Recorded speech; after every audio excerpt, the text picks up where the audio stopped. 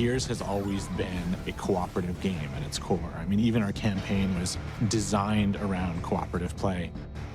The number one question I get is Horde mode coming back? I get that every single day on Twitter, so I couldn't wait to actually talk about survival.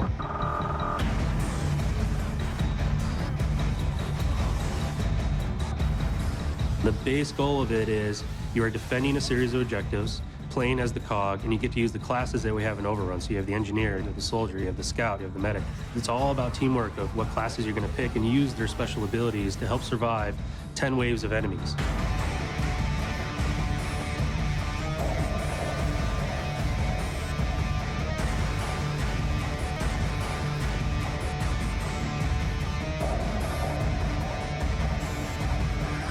It shares the same kind of like gameplay mechanics as Overrun.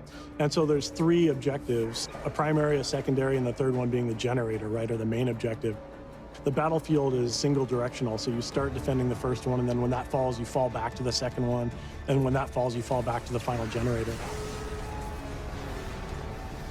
In Horde, we had 50 waves was the goal to survive, and so you might hear 10 waves and go, oh, that's short. It is 10 crazy intense waves, and it's actually really hard to survive those 10 waves. We actually had to bring in QA to ensure that we weren't going to ship a multiplayer game mode that it was impossible to beat on the highest difficulty level. Going all the way to hardcore or insane is definitely going to be a challenge for any co-op group who wants to try to tackle it.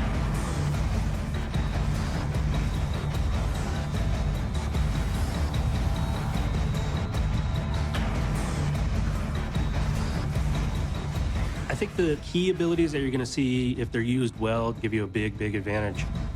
If you have an engineer who's repairing a fence and the locust forces are incoming, there's no way he's going to be able to repair that fence. And so you've got this moment where all of the classes are doing their thing, and it's all to protect the one engineer who is staying alive and not slowing down and not reloading and doing all this to save that one barrier that's protecting your objective.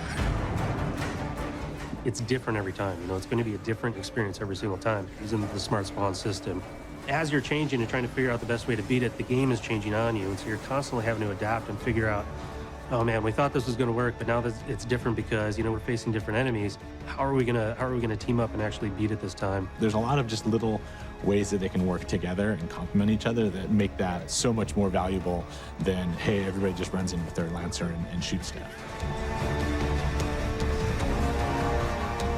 The 10 waves, the 3 objectives, it all kind of worked out to be kind of that magic sweet spot where the intensity level was just right, the length of experience was just right, the number of people involved was just right, and it just turns into this great experience.